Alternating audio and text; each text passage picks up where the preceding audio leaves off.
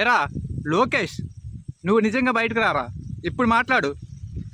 పోరంబోకు నా కొడకల్లారా, జనసున్నాలు పవన్ కళ్యాణ్. అరే పవన్ కళ్యాణ్, నిజంగా నువ్వు మనిషివి అయితే ఇప్పుడు దీని మీద ఏం మాట్లాడతావు మాట్లాడు. ట్రోల్ చేసి మరి చంపేశారు. వైఎస్ఆర్సీపీ వాళ్ళు గోండాలు రౌడీలు అది ఇదని సంకనాకే వాడివి. ఈ విషయం మీద మాట్లాడరా నువ్వు. పనికి మళ్ళీ యాదవా, ఇలాంటి విషయాల్లో మాట్లాడవు. అమ్మాయికి అన్యాయం జరిగితే మాత్రం మాట్లాడవు. దీని గురించి బయటకు రావు. చంద్రబాబు నాయుడికి నా ఏదైనా నష్టం కలిగించే పని అయితే మాత్రం మనం చెయ్యం.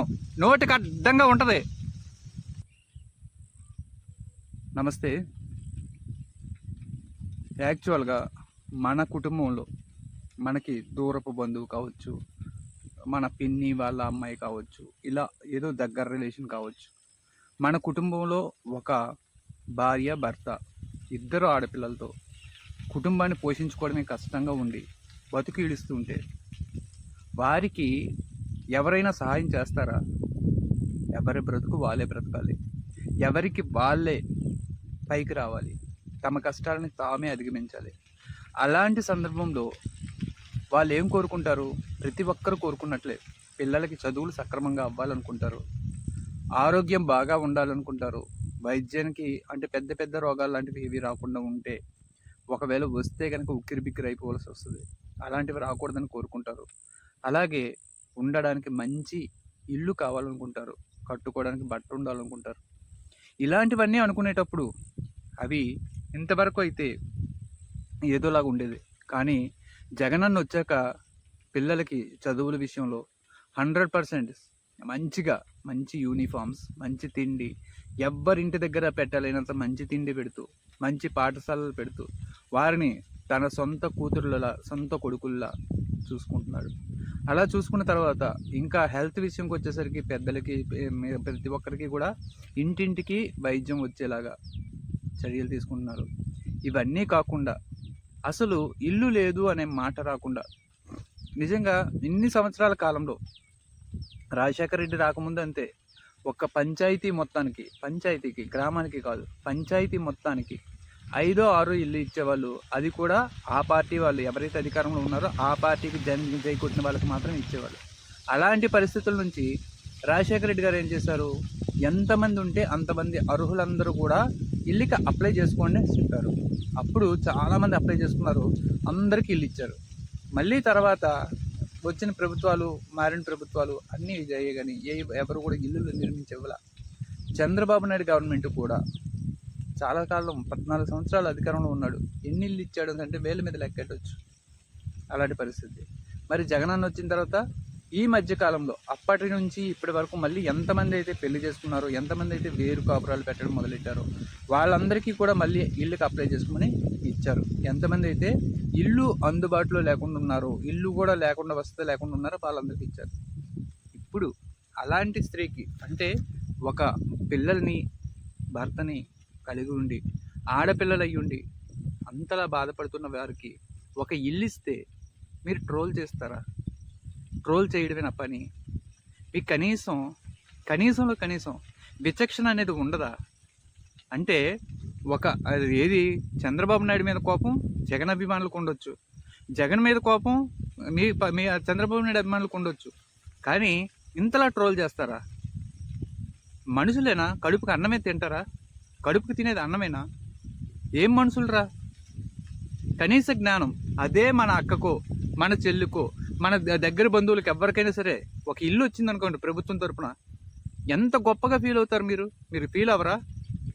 ఎందుకు ఇచ్చాడరా బాబు, మాకెందుకు, మాకు అక్కర్లేదు అంటారా? ఉన్నారు కొంతమంది, నేను చూస్తూ ఉంటాను, మా ఊర్లో కూడా అశుద్ధం తినేవాళ్ళు ఉన్నారు. ఇల్లు తీసుకున్నారు, జగనన్న ఇచ్చిన ఇల్లు కట్టించుకున్న తర్వాత ఎందుకు ఇవ్వడు, ఇదేదో దాచిపెట్టినట్టుగా మాట్లాడతారు. వాళ్ళ పార్టీ కాదు కాబట్టి, జగన్ పార్టీ కాదు కాబట్టి. మరి నిజంగా వాళ్ళకి ఎంత ఆనందం ఉంటుంది? నేను చాలామందిని మాట్లాడాను ఆ మధ్య, మాకు జగనన్న ఇల్లు ఇచ్చాడని చెప్పేసి చాలా హ్యాపీగా ఫీల్ అవుతూ చెప్తారు. ఇన్ని సంవత్సరాల్లో ₹1 మాత్రమే పే చేసి ఇల్లు తీసుకుంటున్నారంటే ఎంత గొప్పగా ఉంటుంది. కానీ మీరు మాత్రం అలాంటి అప్రిషియేషన్ ఇవ్వలేరు. పాపం గీతాంజలి నెల్లూరు ఏం పాపం చేసిందిరా? ఏం పాపం చేసింది? అంటే ఇల్లు వస్తే ఆనందంగా చెప్పుకోకూడదా? ఇల్లు వస్తుందంటే ఆ ఆనందం అనేది మనిషిలో కలగదా? మీరు మనుషులేనా? అసలు మనిషి పుట్టుకే పుట్టారా? ట్రోల్ చేస్తూనే ఉంటారు. మమ్మల్ని ట్రోల్ చేస్తుంటే మేము భరిస్తాం. ఎందుకంటే మహా అయితే ఇంకొక రెండు నెలలు, మహా అయితే ఖచ్చితంగా అయితే ఇంకొక 2 నెలలు కనుక వీళ్ళని భరించాలి. వీళ్ళు కుక్కల్లా వాగుతుంటారు, వీళ్ళకి వావి వరుసలు ఉండవు.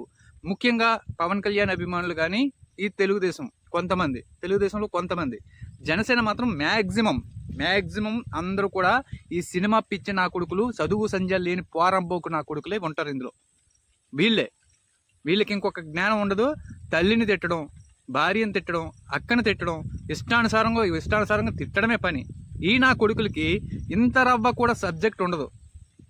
రాష్ట్రంలో రాజకీయాల గురించి ఏం మాట్లాడాలి, ఏం మాట్లాడకూడదు అసలు నాకు ఇంగిత జ్ఞానం ఉండదు. అవతలని ట్రోల్ చేసామా.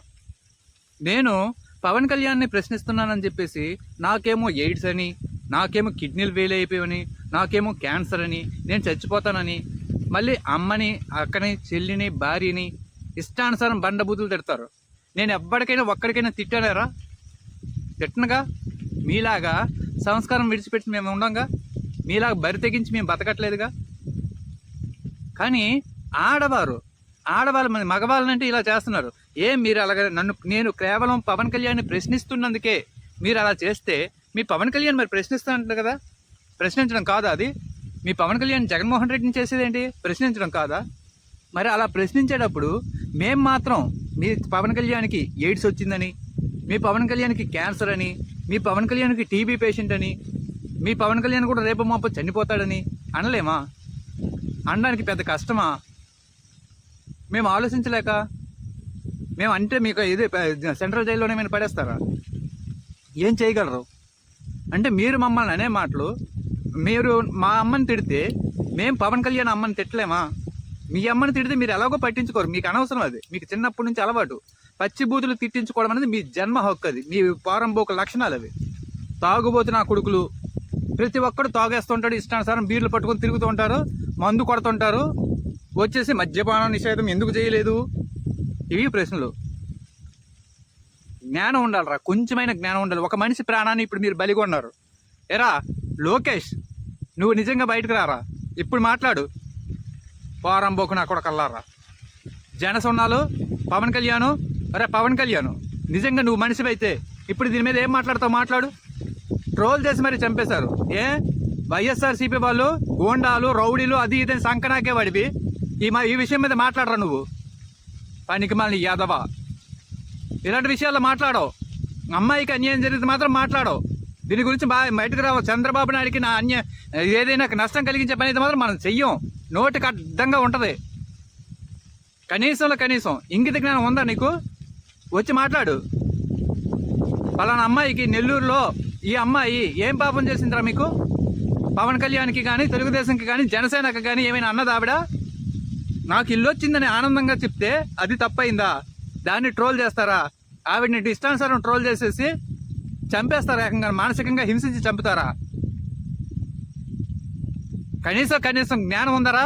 మళ్ళీ ప్రాణాన్ని తీసుకురండి రా. ఎవడైనాను తీసుకురాగలరా? ఒక్కడైనాను మనిషి ప్రాణం కాదు, కనీసం ఒక చీమ చచ్చిపోయిన దాని ప్రాణాన్ని మళ్ళీ తీసుకురాగలరా మీరు? బుర్ర తక్కువ నా కొడకల్లారా. ఎందుకురా జీవితాలతో ఆడుకుంటారు? ఇంగిత జ్ఞానం అసలు లేని సన్నాసులారా. రాష్ట్రానికి మీ వల్ల వచ్చే లాభం ఏమీ ఉండదు. ఆ రోజు కత్తి మహేష్ 1కి 100 సార్లు మీకు చెప్పింది ఇదే. ఇలాంటి సమాజమే మీ నుంచి ఈ రాష్ట్రానికి ఎలాంటి ప్రయోజనం ఉండదు సరికదా. ప్రతి ఒక్కరు సూసైడ్ చేసుకునేలాగా చేస్తారు. ఇంతకుముందు గతంలో కూడా వాలంటీర్ చనిపోయింది, అప్పుడు ఆమె అంతే హింసించి ట్రోల్ చేసి కండోములు తీసుకురండి, బీడీలు కట్టలు తీసుకురండి అని చెప్పి ట్రోల్ చేసి ఆమెను చంపేశారు. మొన్నటికి మొన్న ఏది ఆంగ్ల విద్యలో నిజంగా ఆ అమ్మాయిలు కనుక అంత చక్కగా మాట్లాడుతుంటే, ఐక్యరాజ్య సమితిలోకి వెళ్ళి మాట్లాడితే, ఐక్యరాజ్య సమితిలో మాట్లాడడం అనేది మామూలు విషయమా? ఎవడైనా ఎక్స్పెక్ట్ చేస్తాడా? అలాంటిది మన రాష్ట్ర పిల్లలు వెళ్ళి అక్కడికి వెళ్ళి మాట్లాడితే వాళ్ళని ట్రోల్ చేశారు. మీరు మనుషులేనరా? కనీస జ్ఞానం ఉందారా మీకు? బుర్ర తక్కువ ఎదవల్లరా. మీకంటూ ఎలాగో సందువు సంస్కారాలు ఎలాగో ఉండవు. మీకంటూ ఎలాగో జ్ఞానం ఉండదు. మీకు ఎంతసేపు ఆ సినిమా పోస్టర్లు అతికించుకోవడం, ఆ సినిమా పోస్టర్ల మీద పాల ప్యాకెట్లు పిండుకోవడం, పవన్ అన్నకు చెయ్యి మా పవన్ అన్న సీఎం, ఇదే పోరంబోకు సన్నాసులని. ఎంతసేపు బూత్ మాట్లాడుకుని బతకడమే తప్ప మీకెందుకురా? మీకు జ్ఞానం ఉందా? ఇలాంటి విషయంలో మాత్రం నిజంగా మన రాష్ట్రానికి పెద్ద దరిద్రం ఏంటంటే పోలీసు వ్యవస్థ కొంచెం ఈ విషయాల్లో ఎప్పుడైతే అడ్డదిడ్డంగా ఇష్టానుసారంగా కామెంట్లు పెడుతున్నాడో అలాంటి వాడు అందరం తీసుకొచ్చి పడేయండి, కుమ్మండి, ఒకరోజు చితకొట్టండి. అలాంటి వాళ్ళని ఎందుకు ఉపేక్షిస్తారు? కంట్రోల్ చేయలేరా? ఎంతసేపు కంట్రోల్ చేయడానికి? అమ్మని అక్కని పిల్లాన్ని తిట్టడానికి వాడేవాడు. ఒక ఆడదాని జీవితాన్ని ఇప్పుడు నాశనం చేశారు, ఒక ఆడదాని చావుకి కారణమయ్యారు. మళ్ళీ ఆమె తాలూకు ప్రాణాన్ని తీసుకురాగలరా? ఎవడైనా కాపాడగలరా? ఎవరైనా చనిపోతే మాత్రం, అదే తెలుగుదేశం వాళ్ళు కానీ మామూలు బయట ఇంకెవరైనా చనిపోతే మాత్రం ఏం చేశాడు మీ అన్న? అధికారంలో ఉన్నాడు, ఏం చేశాడు? దిశ యాప్ ఇన్స్టాల్ చేసుకుంటూ వచ్చే నష్టం ఏంటరా? మీరు ట్రోల్ చేస్తారు. మగవాడే ఇన్స్టాల్ చేసుకున్నాడు, ఇప్పుడు నేనే నా ఫోన్లో ఇన్స్టాల్ చేసుకున్నాను అనుకో, మీకు వచ్చిన నష్టం ఏంటి? చేయకూడదా? చేస్తే ఇక్కడ నా కళ్ళెదురుగా ఎవరికైనా అమ్మాయికి అన్యాయం జరుగుతుంది అనుకుందాం, వాళ్ళు 3-4 ఉన్నారు అనుకుందాం, నేను వెళ్ళి హీరోలో ఫైట్ చేసేస్తానా? ఫైట్ చేసేస్తే రక్షించేస్తానా? అప్పుడు ఏం చేయాలి? నా చేతిలో కనుక అది దిశ యాప్ ఉంటే వెంటనే నేను షేక్ చేయడమో లేదంటే మెసేజ్ కొట్టడమో ఏదో సింపుల్గా చెప్పేసరికి వెంటనే పోలీసులు 5 నిమిషాలు వస్తానని ఎష్యూరెన్స్ ఉంది, ఆమెను కాపాడగలుగుతాను. దాన్ని ట్రోల్ చేస్తారు, చేయనివ్వరు. అంటే ప్రభుత్వం ఏ మంచి పథకం చేసినా మీ కుళ్ళు రాజకీయాలతో చేయనివ్వకూడదు. ఎవరైనా అమ్మాయి రేపుకు గురైనా హత్యకు గురైనా ఫస్ట్ మీరు అడగాల్సిన ప్రశ్న, ఏమమ్మా నీ ఫోన్లో దిశ యాప్ ఉందా లేదా? ఎందుకు ఇన్స్టాల్ చేసుకోలేదు? మీ ఇంట్లో ఆడవాళ్ళని అడగాల్సిన మొదటి ప్రశ్న. దిశ యాప్ జగన్ అన్నది కాదు, నీకు రక్షించుకోవడానికి ప్రభుత్వం ఏర్పాటు చేసింది.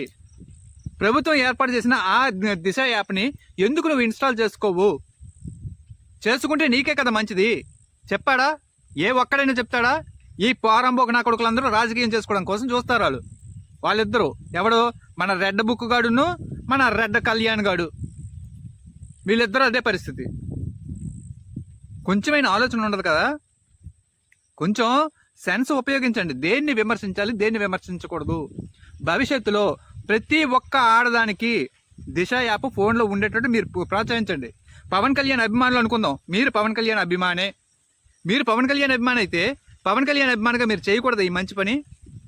ప్రతి ఒక్కరి ఫోన్లో కూడా మీరే స్వయంగా వెళ్ళి దిశ యాప్ ఇన్స్టాల్ చేసి, ఏమ్మా నీకు ఎప్పుడు ఎక్కడ చిన్న డౌట్ వచ్చినా సరే, నీకు ఏదో అన్యాయం జరిగినా సరే వెంటనే ఇదిగో ఈ యాప్ ఉపయోగించుకో అని చెప్పొచ్చు కదా. అది చెప్తే జగన్ అన్నకు పేరు వచ్చేస్తుందా? మీ పవనానికి ఏమైనా ప్రెస్టేజ్ ఇష్యూవా? మీ పవనాన్ని ఏమైనా దిగిపోతాడా? ఆడికి ఏమైనా నష్టం వచ్చేస్తుందా? ఎందుకు ఇలా తయారవుతారు? ఎందుకు? అనవసరంగా ఇప్పుడు ఆవిడ జీవితాన్ని నిజంగా ఆ పిల్లలకి అనాథ పిల్లల్ని చేస్తారుగా. 2 ఆడపిల్లలు, వాళ్ళ ఉసురు మీకు తగలదా? ఖచ్చితంగా తగులుతుందిగా. మనుషుల్లా బతకండి, మనుషుల్లాగా ఆలోచించండి.